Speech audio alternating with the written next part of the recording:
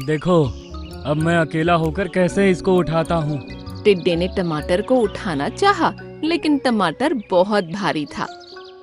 अरे, ये तो काफी भारी है। इन दोनों को अब मैं कैसे तुम लोगों के घर तक पहुँचाऊंगा। ये नवंबर का महीना था। एक टिड्डा जमीन पर बैठा हुआ घास खा रहा था। वाह, क्या जिंदगी है। रोजाना ताजी घास खाना और पूरा दिन मौज मस्ती में निकाल देना। उसने काफी देर तक घास खाई और फिर बची हुई घास को फेंक दिया। तभी एक कबूतर उससे आकर बोला, अरे अरे, ये क्या कर रहे हो तुम? जितनी घास खानी थी उतनी ही तोड़ते ना। अब ये टूटी हुई घास रात तक अपने आप सूख जाएगी। अरे, घास अपने आप उगी है, तुमने उगाई है क्या, जो इतना हिसाब किताब कर रहे हो? मैं तो ऐसे ही करता हूँ। ये कहकर टिड्डा आसमान में उड़ चला। बड़ा आया ज्ञान पेलने वाला। वो कुछ देर तक उड़ता रहा और तभी जमीन पर उसको एक टमाटर दिखाई दिया। अरे वाह, टमाटर! वो टमाटर के पास पहुंचा और उसे देखकर खुश होते हुए गाना गाने लगा। आह, टमाटर बड़े मजेदार। आह, टमाटर बड़े मजेदार। उफ, टमाटर बड़े मजेदार। उसने झट से टमाटर के ऊपर बैठकर उसको खाना शुरू कर दिया। आह, कितना मस्त स्वाद है इसका। मजा ही आ गया, वाह। खाते खाते उसने आधा टमाटर खत्म कर दिया और तभी 6 चींटियां वहाँ पर पहुँची। अरे, ये क्या किया तुमने? तुमने हमारा टमाटर खा लिया। तुम्हारा टमाटर? ये तो यहाँ जमीन पर ऐसा ही पड़ा था। अरे वाह टिड्डे भैया, इस टमाटर को यहाँ हम लोग लेकर आए थे। फिर मेरे पैर में दर्द हो गया तो हमसे ये उठ नहीं पाया, इसलिए मैं अपने 2 और साथियों को बुलाने गई थी। अब यहाँ आए तो इतने में तुमने इसे खा डाला।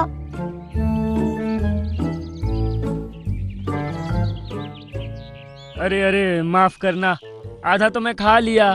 अब इस बचे हुए को मैं तुम्हारे घर तक पहुंचा दूंगा। ये टमाटर हम आज के खाने के लिए नहीं ले जा रहे थे। सर्दियाँ आने वाली हैं और सर्दियों में खाना ढूंढने से भी नहीं मिलेगा, इसलिए हम अभी से खाना जमा कर रहे हैं। हम इस खाए हुए टमाटर को लेकर भी जाएंगे तो ये रात तक सड़ जाएगा। ये हमारे किसी काम का नहीं। क्या कहा? सर्दियों के लिए अभी से?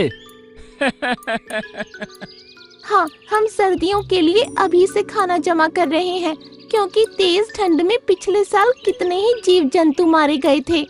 ठीक है, तुम मुझे टमाटर के पौधे के पास ले चलो। मैं इस एक के बदले 2 टमाटर तुम्हारे घर तक पहुंचाऊंगा। ये सुनकर चींटियां खुश हो गईं और टिड्डा सभी के साथ टमाटर के बाग में पहुंचा। उसने डंक मारकर 2 टमाटर जमीन पर गिरा दिए। देखो, अब मैं अकेला होकर कैसे इसको उठाता हूँ। टिड्डे ने टमाटर को उठाना चाहा, लेकिन टमाटर बहुत भारी था। अरे, ये तो काफी भारी है। इन दोनों को अब मैं कैसे तुम लोगों के घर तक पहुँचाऊंगा। ये सुनकर चींटियों का मुंह उतर गया। तभी टिड्डे ने अपना दिमाग चलाया। हाँ, मैं उसको उठा तो नहीं सकता, लेकिन हाँ, इसे लुढ़काता हुआ कहीं भी ले जा सकता हूँ। ये कहकर टिड्डा हवा में उड़ा। उसने टमाटर को धक्का मारना शुरू किया और टमाटर आगे बढ़ने लगा। अरे वाह टिड्डे भैया, ये तो बहुत अच्छा आइडिया है। अब टिड्डा इसी तरह उस टमाटर को लुढ़काता हुआ उनके बिल के पास ले गया। दूसरी भी लेकर आता हूँ, तुम लोग यहीं रुको। वो फिर से हवा में उड़ा और दूसरा टमाटर भी इसी तरह उनके बिल तक ले आया। शुक्रिया टिड्डे भैया। इस पर चींटी रानी बोली, टिड्डे भैया, तुम्हारे लिए तो ये काम बहुत आसान है।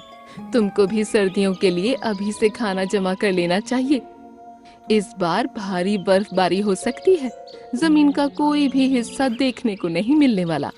तब तुमको बहुत परेशानी होगी। अरे, वो तुम लोग अपने काम में लगे रहो। मैं तो उड़कर कहीं भी जा सकता हूँ, यहाँ नहीं तो किसी और जगह से। मैं तो अपने खाने का इंतजाम कर ही लूंगा। ये कहकर टिड्डा वहाँ से उड़ गया।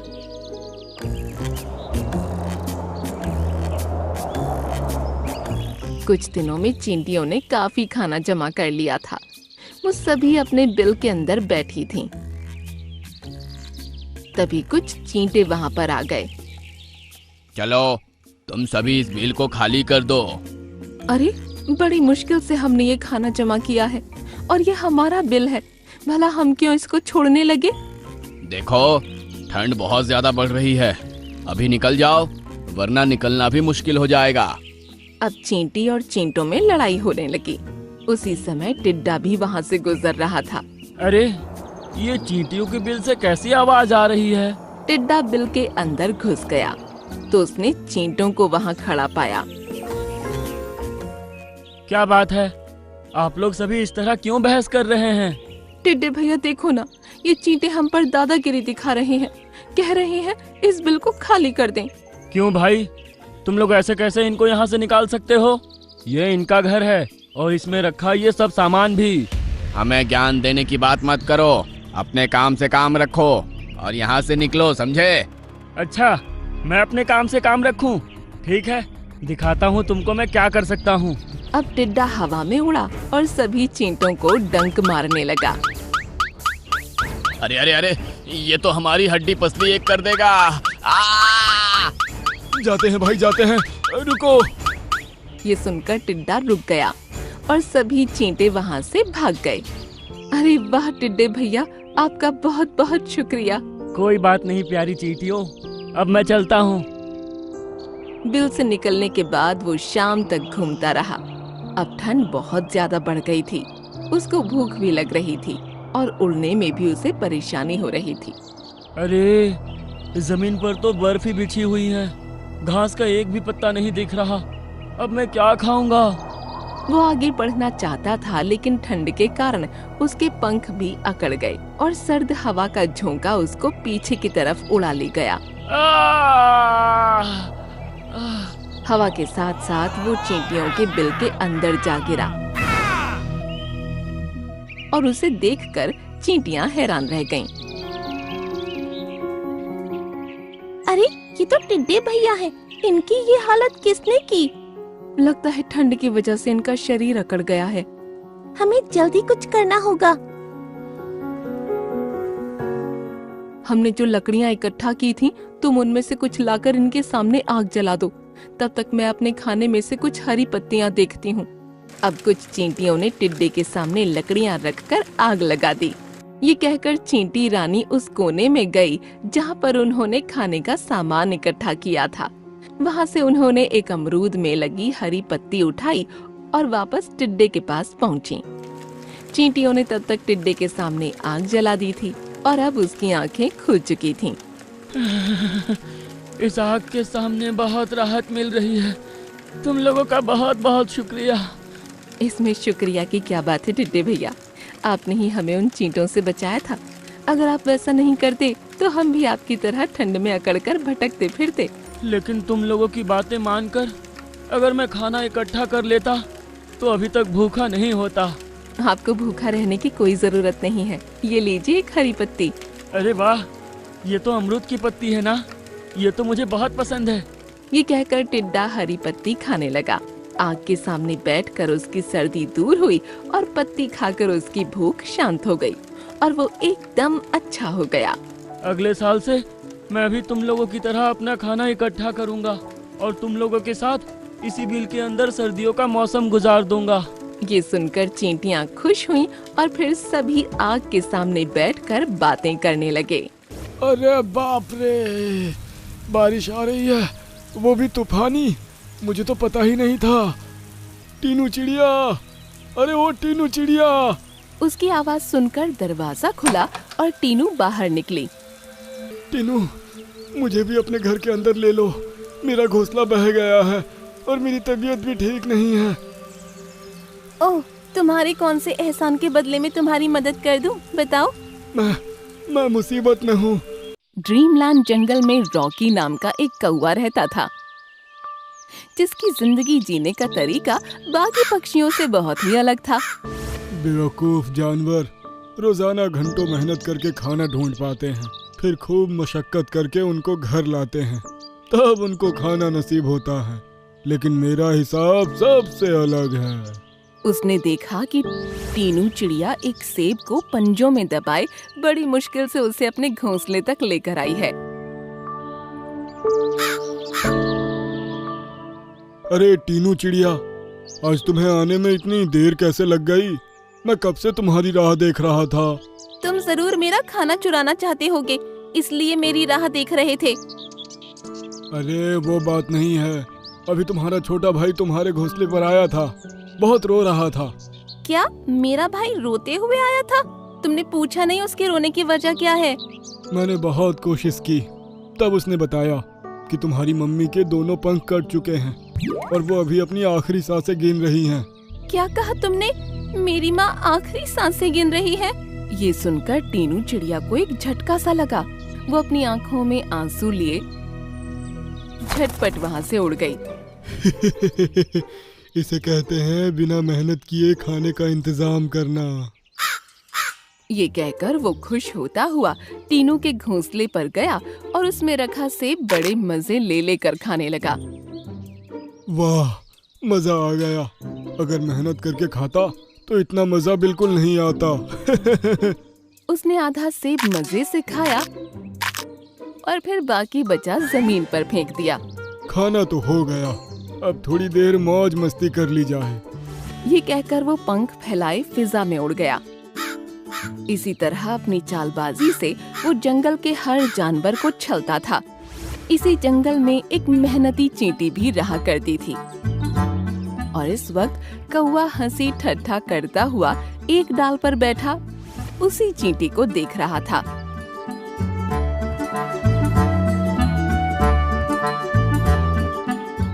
उफ, कितना भारी चना है। इसको यहाँ तक लाते हुए मेरी तो हालत ही खराब हो गई। चींटी ने उस चने को थोड़ा सा खाया। अब उसका वजन थोड़ा हल्का हो गया था। फिर उसने फिर से उस चने को उठाया और गुफा की तरफ चल दी। अरे अरे चिंटी बहन, क्या कर रही हो ये तुमने अपना पेट तो भर ही लिया है। अब तुम बचे हुए दाने को कहाँ ले जा रही हो? मैं रोजाना आधा खाना खाती हूँ और आधा बचाकर अपने घर में रखती हूँ, जो कि इस गुफा में है। क्या बेवकूफी है, भला आधा बचाकर रखने से फायदा ही क्या होता है? उसको उठाकर घर तक लाने में तुमको परेशानी नहीं होती? होती है, लेकिन अपने अच्छे कल के लिए हमें थोड़ी परेशानी तो उठानी ही पड़ती है। आगे चलकर ऐसी कोई परेशानी आन पड़े कि मैं खाना ढूंढने भी ना जा सकूं, तो फिर क्या खाऊंगी? बेकार की सोच है तुम्हारी।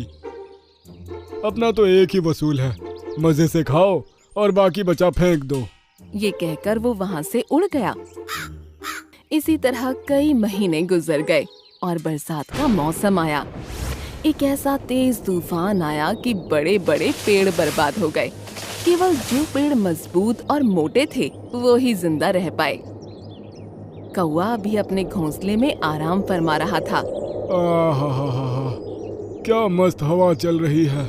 काश ऐसे ही लेटा रहूं और कोई आकर मेरे मुंह में अंगूर के दाने डालता रहे। तभी एक झोंका ऐसा आया कि उसका घोंसला डाली से गिर गया और वो भी धड़ाम से जमीन पर आ गिरा। अरे बाप रे, बारिश आ रही है, वो भी तूफानी। मुझे तो पता ही नहीं था। उसने देखा कि उसका घोंसला बह गया और आसपास के पक्षियों के आशियाने भी खत्म हो रहे हैं। ये क्या हुआ? मैंने तो इस बारे में सोचा ही नहीं था। अब वो तेज बारिश में उड़ भी नहीं पा रहा था। हवा के झोंके उसे आगे बढ़ने नहीं दे रहे थे और वो पीछे की तरफ जा रहा था। अब तो मुझे किसी से मदद लेनी ही पड़ेगी। ये सोचकर वो टीनू चिड़िया के पास गया, जो कि अपने भाई के लकड़ी के घर में ठहरी थी। टीनू चिड़िया, अरे वो टीनू चिड़िया। उसकी आवाज सुनकर दरवाजा खुला और टीनू बाहर निकली। टीनू, मुझे भी अपने घर के अंदर ले लो। मेरा घोंसला बह गया है और मेरी तबीयत भी ठीक नहीं है। ओह, तुम्हारे कौन से एहसान के बदले में तुम्हारी मदद कर दूं? बताओ। मैं मुसीबत में हूँ। तुमने उस दिन मेरी मम्मी के पंख टूटने की झूठी खबर सुनाकर मुझे कितना परेशान किया था ना। मैं भूखे पेट उड़ चली थी। अब तुमको समझ आएगा कि भूखे पेट मुसीबतों का सामना करना और मेहनत करके खाना कितना मुश्किल होता है।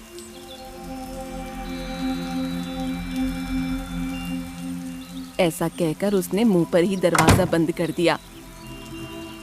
अब कौवे को अपनी गलती का एहसास हो रहा था। ना ही मेरे कर्म अच्छे थे और ना ही मेरा स्वभाव, तभी कोई मेरी मदद करना नहीं चाहता। ये सोचकर वो वहाँ से आगे बढ़ गया। उसने देखा कि वही चींटी अपनी गुफा के बाहर खड़ी है और उसके हाथ में एक पेड़ का पत्ता है।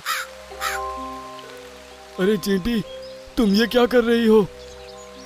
मेरी गुफा के अंदर मेरा महीनों का जमा किया खाना है और ये पानी भी इसी रास्ते से होकर जा रहा है, इसलिए इस पंख के सहारे पानी को गुफा में जाने से रोक रही हूँ।